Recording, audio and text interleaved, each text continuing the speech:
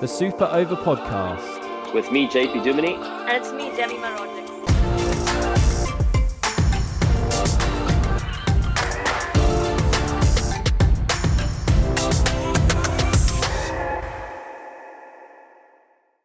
Okay, welcome to this latest episode of the Super Over Podcast, which is a cricket podcast where we speak to some of the world's best players. We put your questions to them and we find out what it's really like to be a professional cricketer, because there's not enough of that going around. So on today's show, we have former South Africa international JP Duminy, we have current India international Jemimah Rodrigues, and our special guest today, Indian batsman, and he can also put Drum roll. you need him. Drum roll. We have Sanju Samson with us. Sanju, welcome. Thank you. Now we've already made Sanju move location, jump onto the Wi-Fi, find somewhere to sit. So yeah, thank you Sanju for your patience. No, thank you. Yeah, Sanju, man. Good to have you on the show. And you mentioned earlier about the fact that you had a gym session this morning. How did that go? All good? Oh, it was very tiring. I just got off the sleep after the session. Yeah. Are you training at the moment?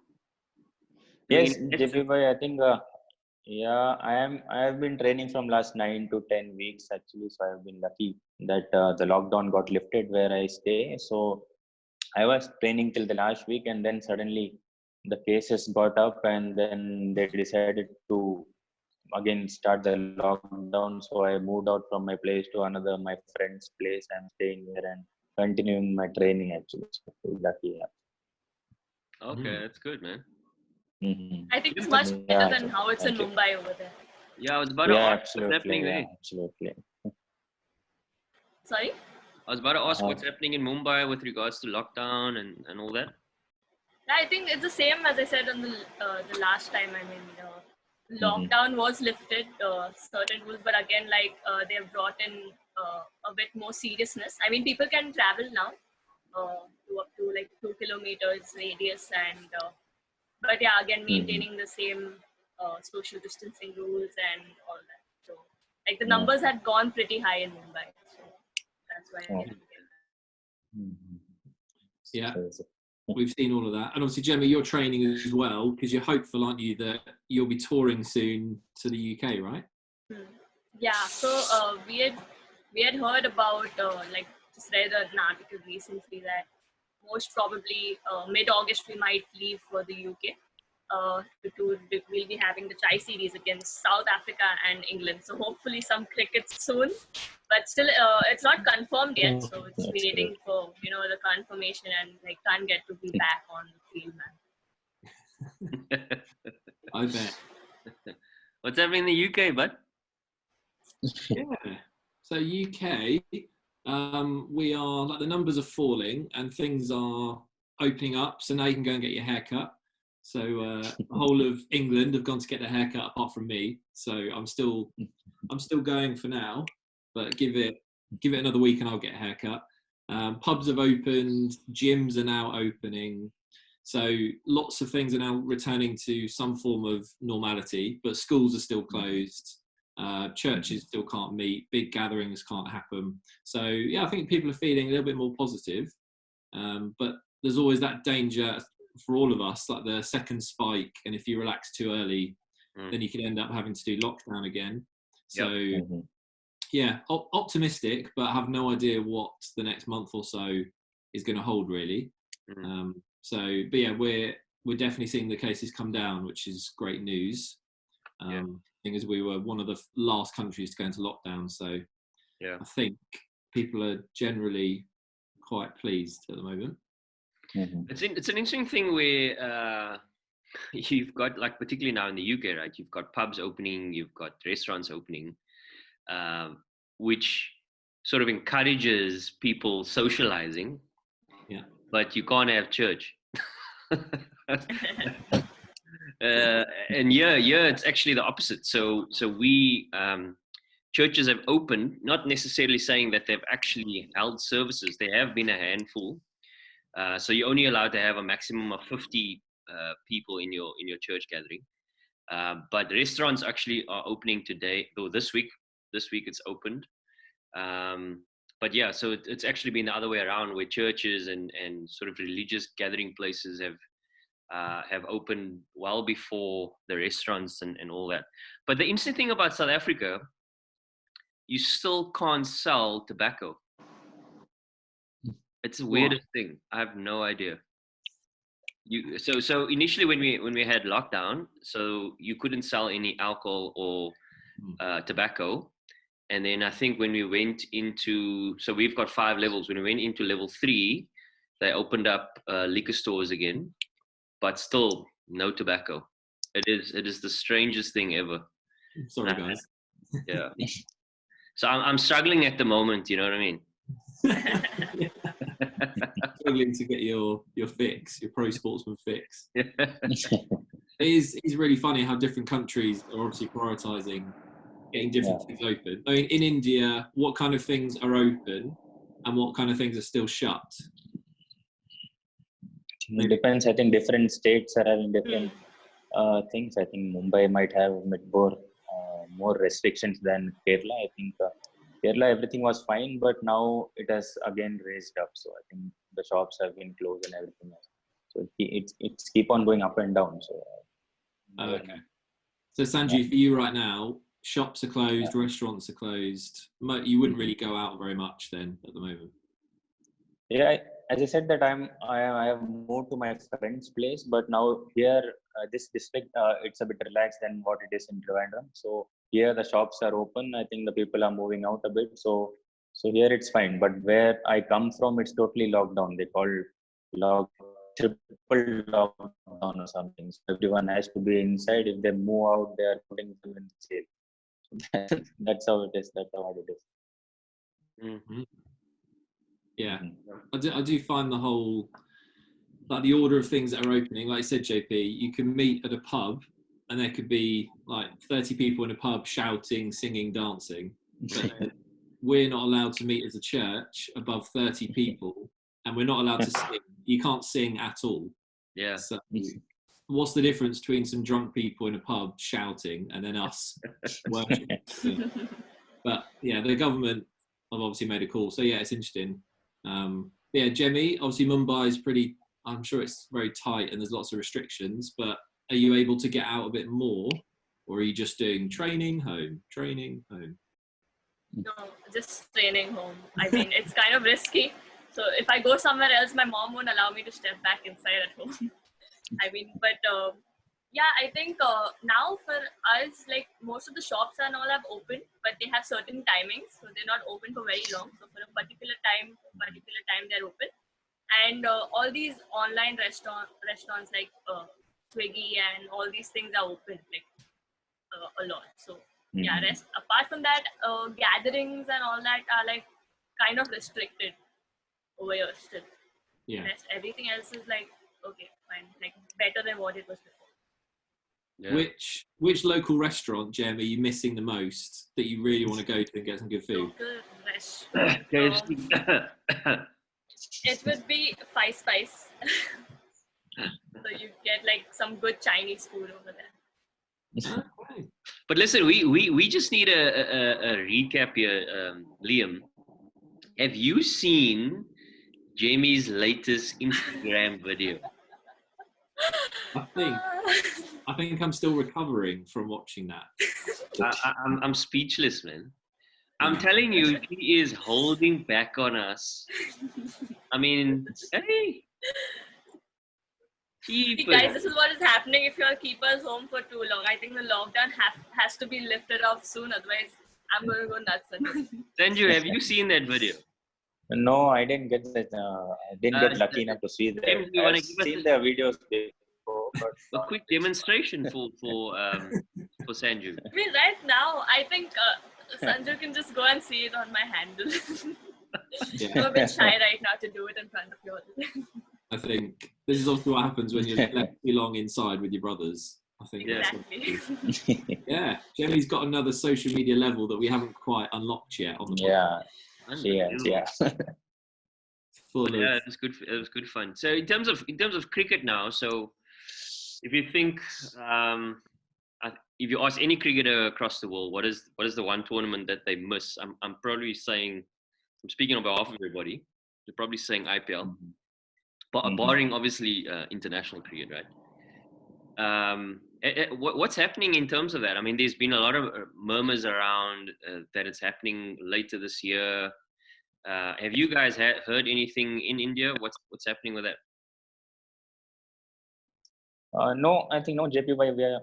As you said, there are a lot of rumors going around. People are saying it might happen there, here, or a lot of news around. But to be very sure, no one is sure that what's going to happen next. I think so. It's very important to be blank and just wait for the people to take those decisions, and then just. So I don't know. I'm not sure about when and what and how it's going to happen. Do you miss it? You must miss it. Yeah, I did miss it. But now it's gone. I think the 2 months which we celebrate cricket or we play cricket, I think now the feeling is gone about IPL. Now I was very eager that it may happen. They might find a way and all those things. But after a few months, your mind just tend to lose all those things, and I'm focusing on something else. Yeah. So I mean, that's where we got to know each other. Playing. Yeah, together, definitely. Yeah. Daredevils.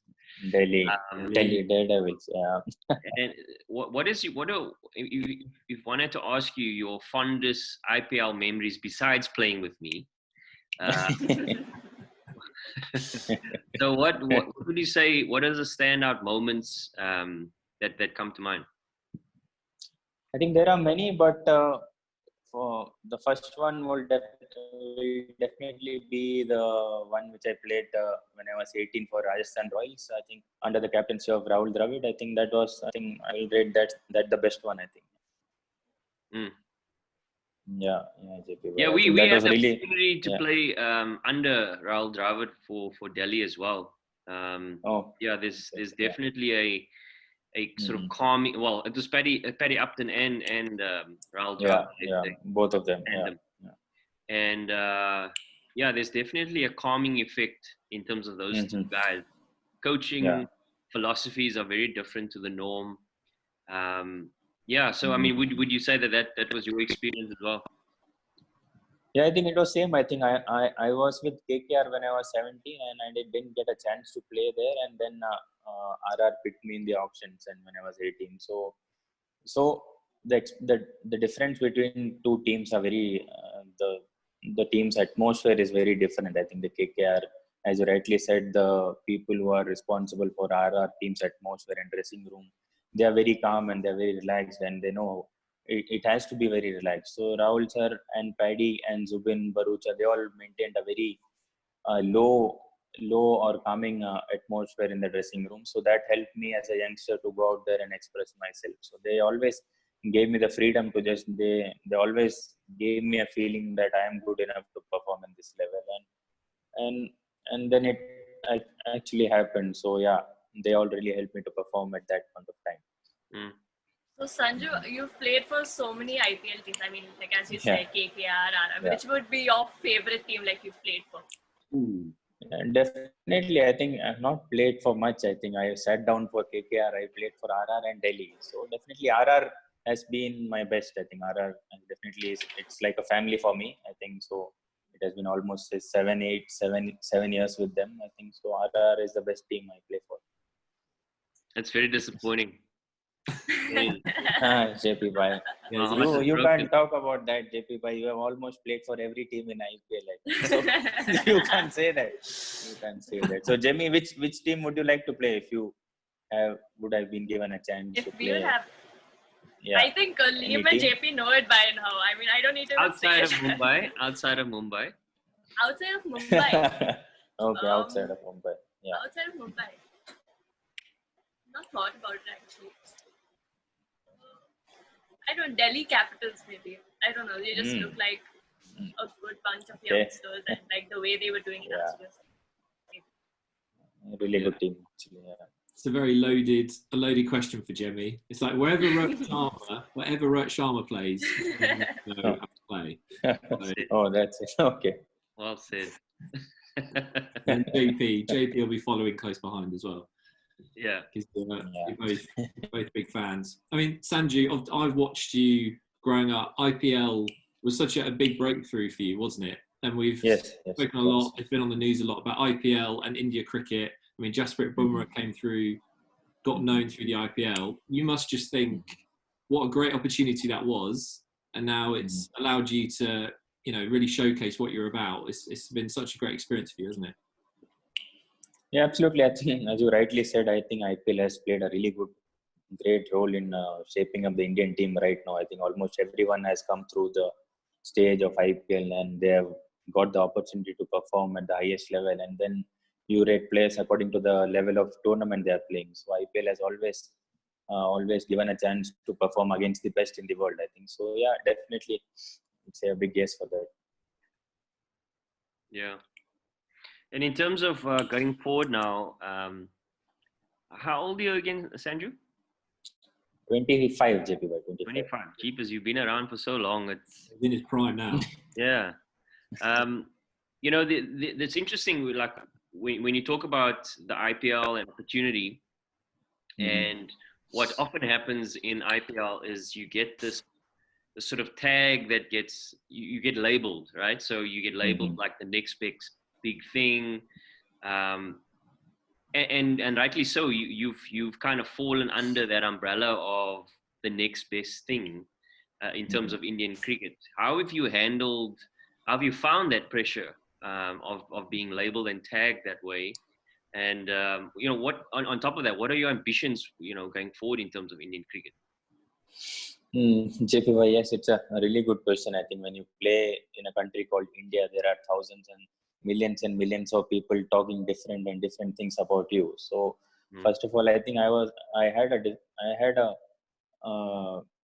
had a basic maturity in myself where from the young age, I used to understand that people may talk different things, but I need to know realistically where do I stand. So as I said, when I played for RR at the age of 18 and 19, people started telling that you are the next Dhoni, Sanju Samson is the next Dhoni. But I was seriously asking them that, are you serious? Are you serious about what you're saying? I think you can't simply say that Sanju Samson will replace MS Dhoni.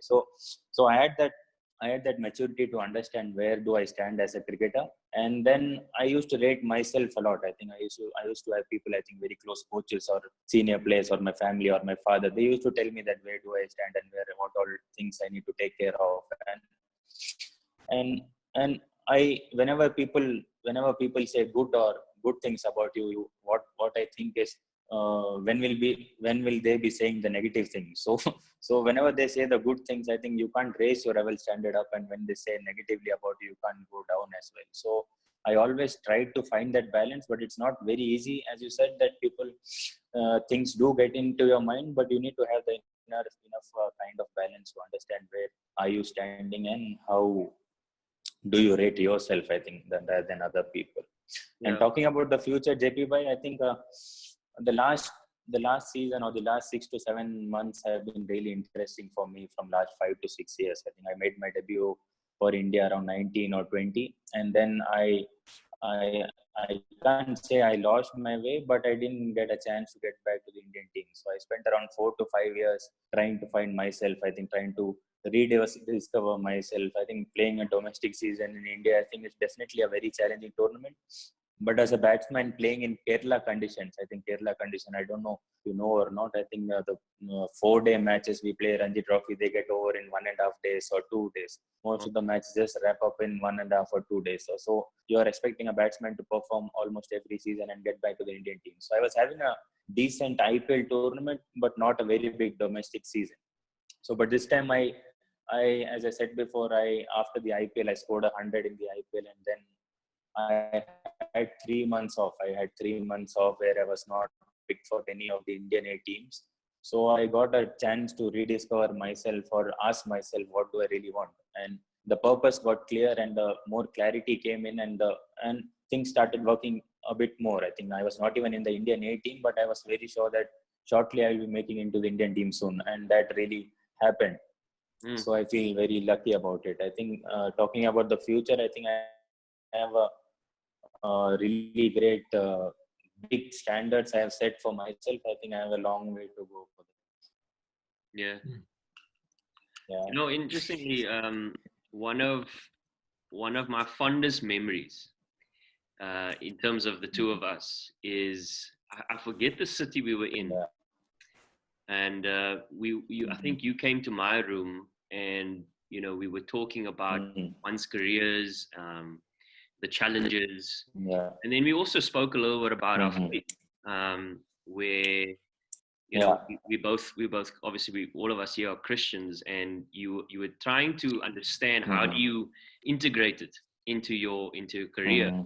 You know, how does faith play a part in one's career?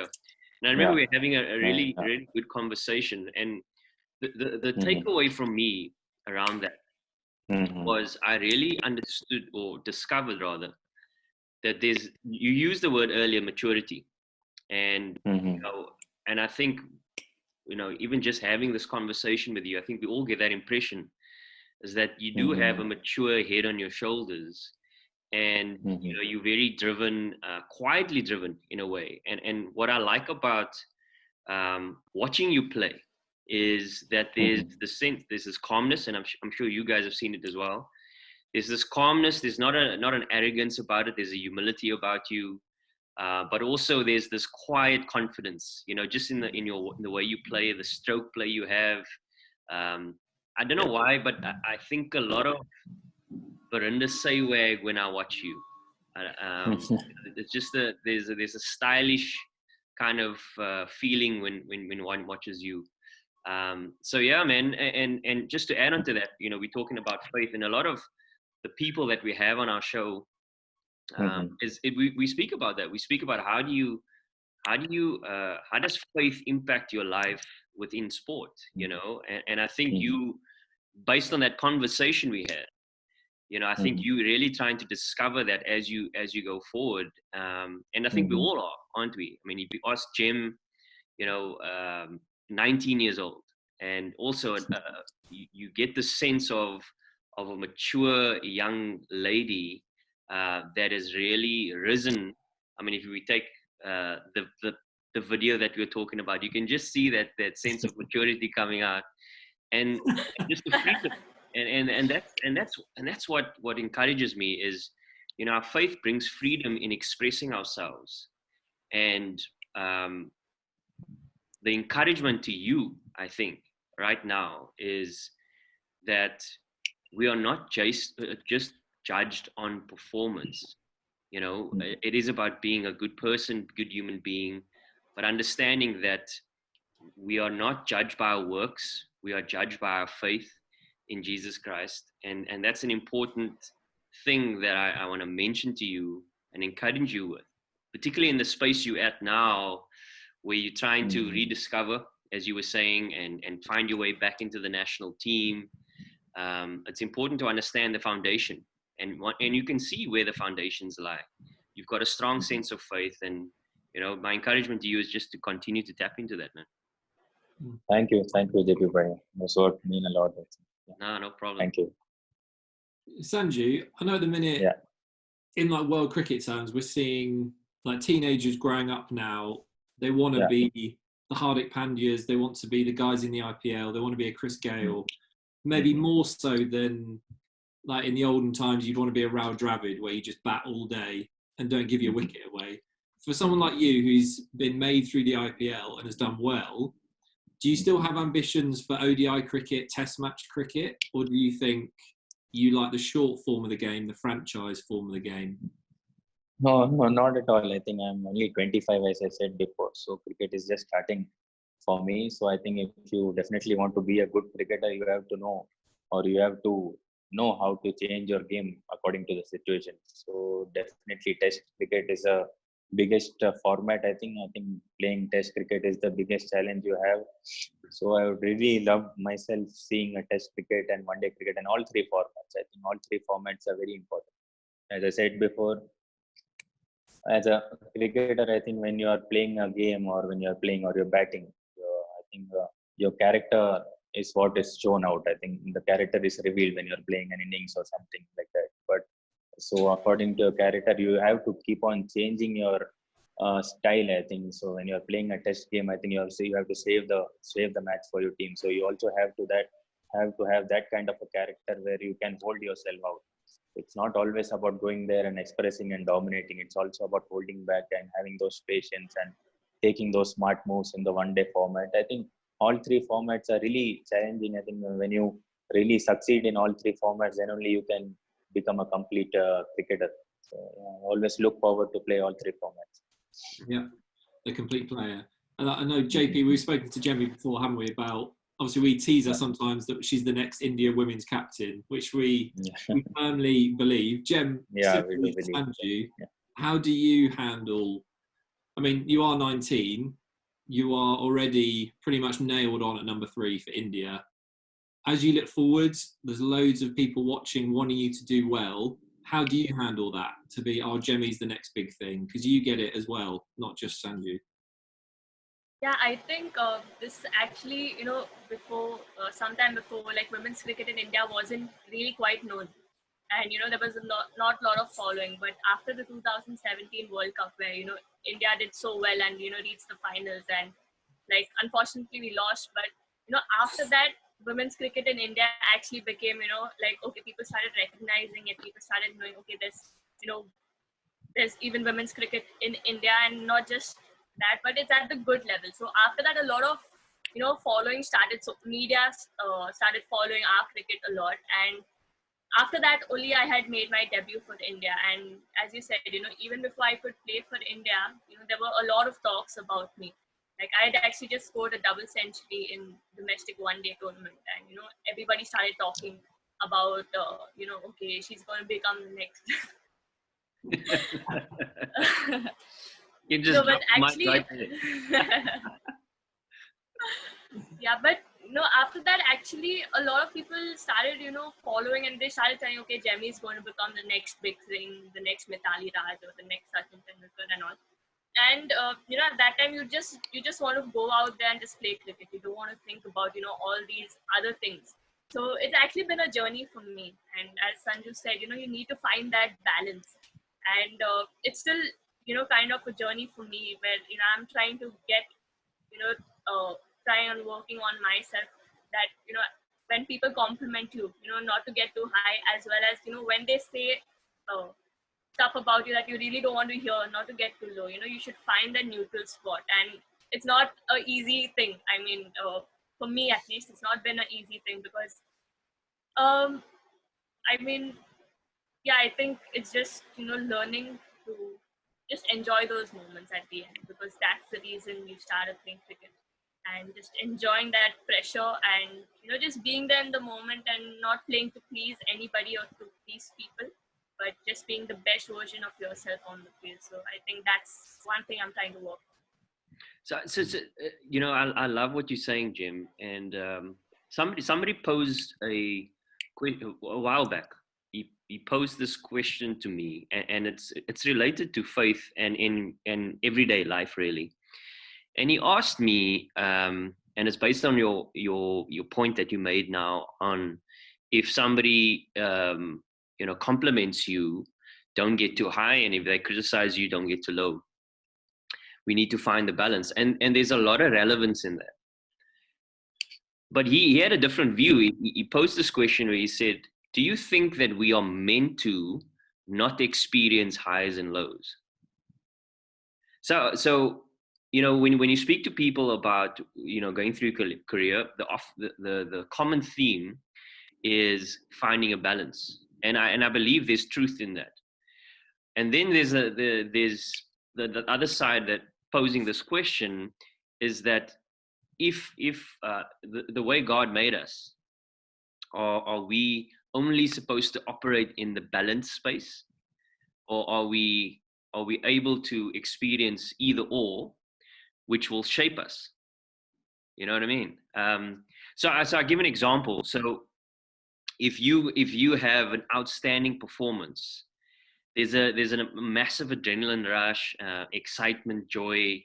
So it's even though you don't express it outwardly at times, because you're trying to find that balance, but inside you're boiling, and you kind of operating at that extreme high. And if you don't, like for instance, losing a World Cup final, there's an extreme low, right? And I think what he was trying to say is that kind of spaces, or those kind of spaces, is what shape us. So as much as we're trying to find this balance, it is okay to experience the highs and lows, because those are learning experience for us on both levels. You know what I mean? So, and I found that extremely eye-opening to view it that way, because I think there's a lot of learning in that. So I just wanted to make that statement around that. Thanks, JP. Yeah, that's a really good point. I'm just thinking, it just cracks me up to think in 10 years' time, Jemmy's going to be 29. Yeah. In her prime. Me and JP will be old men by then. Sanju will be coming toward the end of captaining India for himself. And it's just the thing, yeah, what's Jemmy going to be like in 10 years' time in the cricketing world? It's amazing, isn't it? Yeah. That's amazing. We've got some fan questions or questions that have been sent in. Yeah. Yes, we have had loads actually. So I've had to be very critical on these. As you do. Right, JP, what is your favourite food to eat? Butter chicken. Lamb. And roti. Butter I thought it'd be lamb. Yeah, Lamb- butter chicken. lamb or Delhi Robert John? Daredevils. Lot of butter chicken he ate in Delhi. Yeah. I love butter chicken. Look, I mean, when it comes to Indian food, you can't go wrong with a butter chicken and a garlic naan. That's for sure. Oh, yeah. But we are sportsmen, so, or I used to be at least. So we have to diversify our, I guess, our menu. The thing that I really enjoy in South Africa is a barbecue. So particularly lamb chops. So we call it a braai. A lamb chop braai, man. I swear, I could do that every day. So that's my favorite. I'm assuming you've got a really nice setup, JP, with all of your equipment. You cook it yourself, loads of people around. I'm assuming you're a good host. Yeah, I love to host people.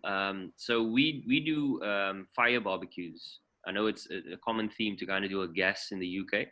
Yeah. So yeah, we do it. We've got like a fire pit outside, and so that's the social element to it. Yeah. Okay. So if I ever come to Cape Town again, yeah, we can get the fire barbecue. You don't have to. You can't invite yourself, man. I mean, I'll find a reason. I was just in the neighbourhood. Yeah. Okay, Jemmy, why did you choose to play cricket when you were also really good at hockey? Yeah, so I started doing well in cricket and hockey, and both were clashing. So I had to make a decision over there. And since I had reached a higher level in cricket than hockey, I went forth with cricket. But it was a very difficult decision for me because I love playing both the sports even now. So I even cried at that time. But yeah, I think we went ahead with cricket. That's it. Mm. Are you still allowed to play hockey? Like, would BCCI let you play for a club in Mumbai, or is that banned? You're not allowed to do that. There's nothing such as banned or anything. Yeah, I am still allowed. I still go and play. But the only thing is that when it clashes, it's very difficult, to adjust the timing or, because cricket for us in India is like throughout the year. We have the domestic season like almost throughout the year. And apart from that, there's either IPL or there's international cricket. So it's just a matter of, getting time to play that particular sport. So yeah, if that happens, then yeah. And make sure you don't get injured while you're playing hockey. That rules you out of the India World Cup or something. Yeah. Okay, best of last. Sanju. Yeah. If you weren't a cricketer, what would you be doing right now? What would your career? I won't be alive. I think I don't know anything apart from cricket. Playing cricket, I think I don't know. Seriously, I don't know. I think that's the best answer I could give. So what were you good at school? that you could have gone into if it wasn't for cricket? Was there some subjects you were good at? Nothing. We're only good at PT period playing cricket. I think that's it. Games period. It's only cricket. I think nothing else. To be very honest. So the best way to put it is that he's living out his God-given talent. Yeah. It's almost as if it was designed up. He's fulfilling his purpose in life. He's like, Yeah. Yeah, I'm pleased cricket worked out for you then. That's good news. yeah. Okay. We have, I literally had about 500 questions, so I thought one each. Yeah. One each is really fair. But yeah, we hope listening to this you found it helpful. If you want to get some questions in for future episodes, you can. Instagram, Facebook, Twitter, even YouTube. We're there. Give us a comment. And yeah, we're going to have some double headers coming up. Lots of exciting content coming out. But Sanju, it's been so good to have you. So we appreciate your time. Thank you. Thanks a lot for inviting me, and thanks a lot for lovely time. I think. Yeah. Thank you. Sanju, Thank bye. you for coming, Sanju. Thank you. Bye. Thanks, bye. Thank you, JP. Bye.